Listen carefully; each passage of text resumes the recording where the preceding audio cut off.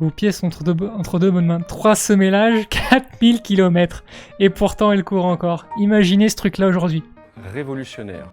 Impossible. Impossible. Faire des ressemellages, vous êtes fous. Nous, on les balance. On balance tout à la poubelle. On prend une nouvelle chaussure. Ça coûte moins cher. Juin-juillet 76.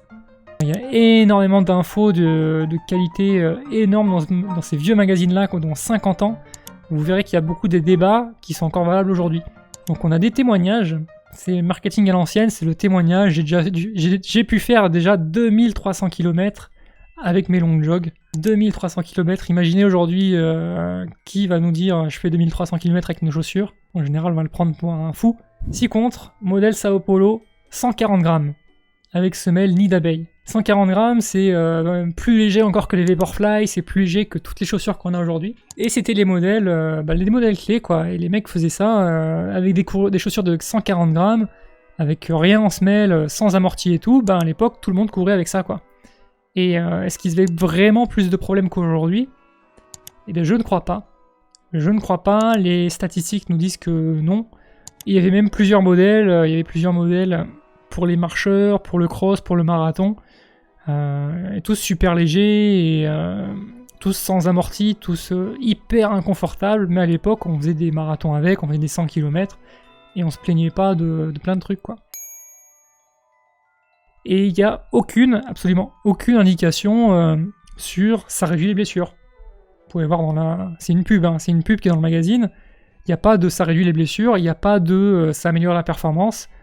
Vos pieds sont entre deux bonnes mains, c'est fun, c'est des modèles à tout faire. Donc voilà, c'est des communications à l'ancienne, un modèle super, tu vois, c'est pas ultra argumenté, quoi. Le neck plus ultra pour courir à foulée rasante. Un bijou de 140 grammes à semelle nid d'abeille. Donc voilà, même à l'époque, même il y a 50 ans, les stratégies commerciales étaient même pas aussi agressives que ce qu'on a aujourd'hui, ce qu'on aura par exemple chez Visveg. Révolutionnaire. McDougall te dirait que dans les années 70, le running n'était pas autant à la mode et que les blessures chroniques n'étaient pas encore aussi nombreuses et visibles. Ouais, effectivement.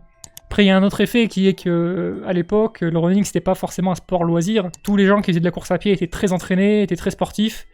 Et t'avais pas des gens pas sportifs, assis toute la journée devant un ordinateur et tout ça. Donc ça joue un petit peu aussi, mais c'est vrai qu'effectivement...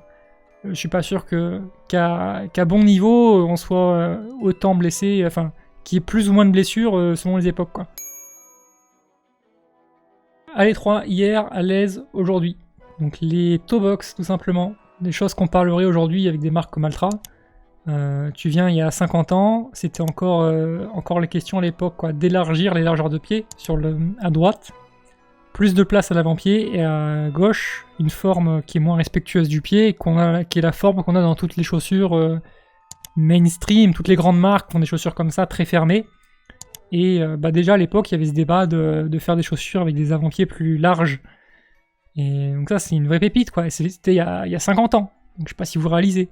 Ce qu'on fait aujourd'hui, c'était encore d'actualité il y a 50 ans. Et on le vend aujourd'hui comme révolutionnaire, des choses qui existaient il y a 50 ans. Et donc ils nous disent la revue Runner's World a publié en octobre le classement de 58 modèles. Sans grande surprise, mais avec plaisir, nous avons donc appris que New Balance 320, le modèle introduit en Europe avec Spiridon, est sacré numéro 1 des chaussures d'entraînement pour courir à pied. Nous y voyons 3 raisons principales. Profil révolutionnaire. Révolutionnaire. Vous voyez le mot, il est toujours là, il y a 50 ans, il est toujours là. Avec elle, votre pied reçoit une assise idéale pour les articulations. C'était il y a 50 ans, c'était déjà révolutionnaire il y a 50 ans, ça l'est toujours aujourd'hui. La liberté qu'elle offre à l'avant de votre pied. Et le choix de 9 largeurs. Il y avait même le choix de 9 largeurs. Aujourd'hui, il n'y a plus le choix. New Balance l'a fait à une époque, il y avait 2 choix de largeur. Aujourd'hui, il n'y en a plus du tout.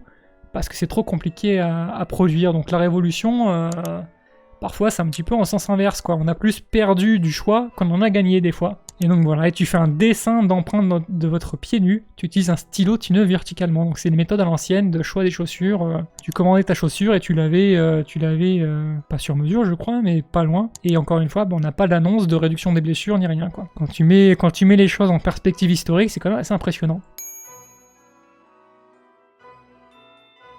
On parle d'Indiens, si j'ai bien vu dans le texte à gauche. En fait, on parle des Indiens Tarahumara. Donc tribu mexicaine qu'aujourd'hui on présente, notamment dans un livre qui s'appelle Born to Run, qu'on présente comme des super coureurs parce qu'ils font des ultras en sandalettes, qui font des ultras comme ça, et donc on les prend comme modèle pour dire ben eux le font, donc on peut courir pieds nus sans blessure, les chaussures c'est le mal, il faut acheter des Five Fingers et tout ce que tu veux. Dans l'article Spiridon que je retrouve pas mais que je vous mettrai si je le retrouve, dans l'article, je l'ai lu, hein, à aucun moment il nous parle du fait qu'ils courent quasiment pieds nus. J'ai trouvé ça super étonnant, j'ai lu, je me suis dit, mais ouais, ils vont forcément parler du fait qu'ils courent avec des sandalettes, quoi. Et en fait, non, ils en parlent pas, ils disent juste comment ils s'entraînent et qu'ils vont de village en village, ils racontent l'histoire des Tarahumara, qu'ils les ont filmés, qu'ils les ont accompagnés, mais à aucun moment ça parle de pas de chaussures, de pieds nus, de quoi que ce soit. Le sujet est même pas abordé. Et donc, il y a comme quoi les priorités de l'époque n'étaient pas forcément les priorités d'aujourd'hui, quoi. Avec une même histoire, tu peux aborder le sujet de différentes façons.